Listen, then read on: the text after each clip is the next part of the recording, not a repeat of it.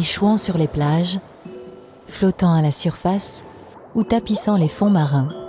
5000 milliards de débris plastiques sont aujourd'hui présents dans l'océan, soit l'équivalent de 269 000 tonnes de déchets.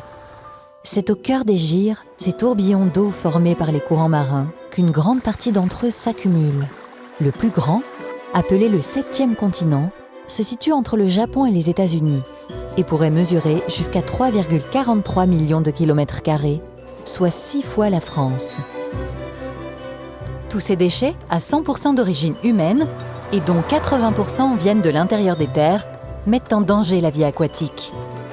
Chaque année, 8 milliards de sacs plastiques sont jetés dans l'environnement. 690 espèces marines sont directement menacées par cette pollution. Chaque année, 1 million d'oiseaux et 100 000 mammifères marins en meurent.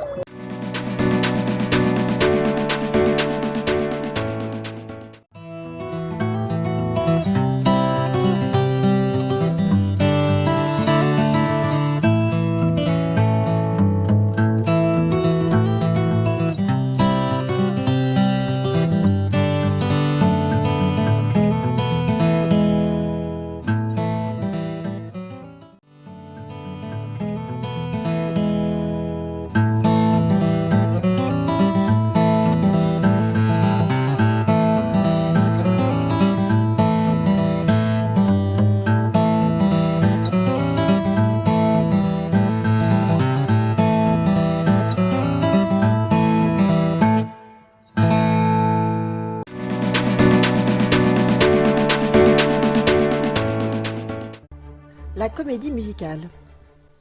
La comédie musicale est un genre cousine de l'opéra. Elle s'est développée au XXe siècle, même si on trouve quelques œuvres de ce type au XVIIe et XVIIIe siècle. Basée sur un livret, comme à l'opéra, elle raconte une histoire.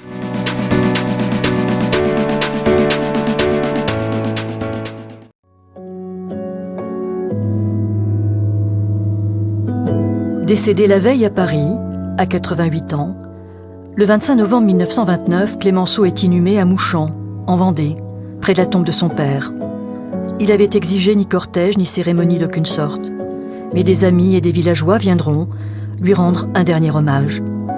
Si pendant 50 ans, il a occupé la vie publique, c'est désormais le Père Lavictoire qui reste dans les mémoires.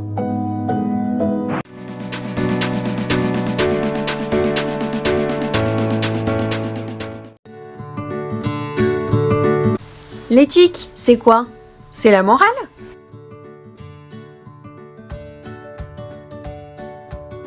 Non, la morale, ça ne se discute pas, il faut la suivre. Et l'éthique, c'est tout le contraire, on discute tout le temps. En quelque sorte, l'éthique interroge la morale. Et la bioéthique, c'est quoi? Chasse gardée des médecins? Et pas du tout, c'est l'éthique de la vie. Ça appartient à tout le monde. Mais ça sert à quoi l'éthique?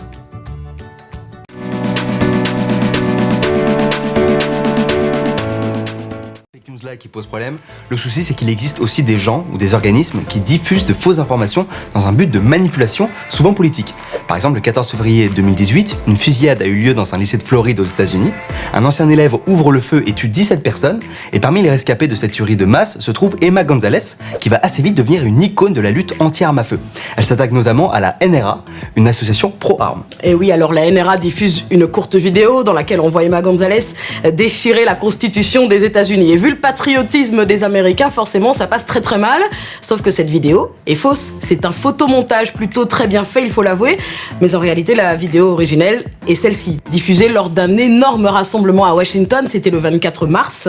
Emma en train de déchirer une cible de tir, ce qui est parfaitement logique, vu l'idéologie qu'elle défend.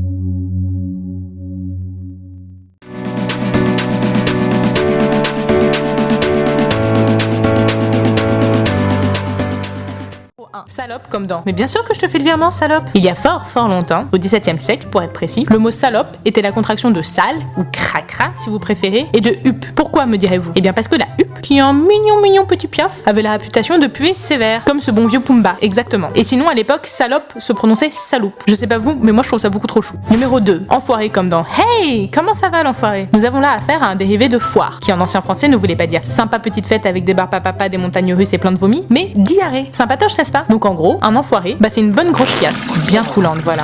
Numéro 3, buse comme dans C'est vraiment une triple buse cette Monique. Depuis le XVIe siècle, qui a vu l'arrivée des éleveurs de rennes en Laponie, vous le saurez, la buse est considérée comme un oiseau très stupide. La faute à sa petite tête qui reste toute figée quand il vole et qui lui donne l'air complètement con. Et franchement, c'est pas cool du tout pour les buses.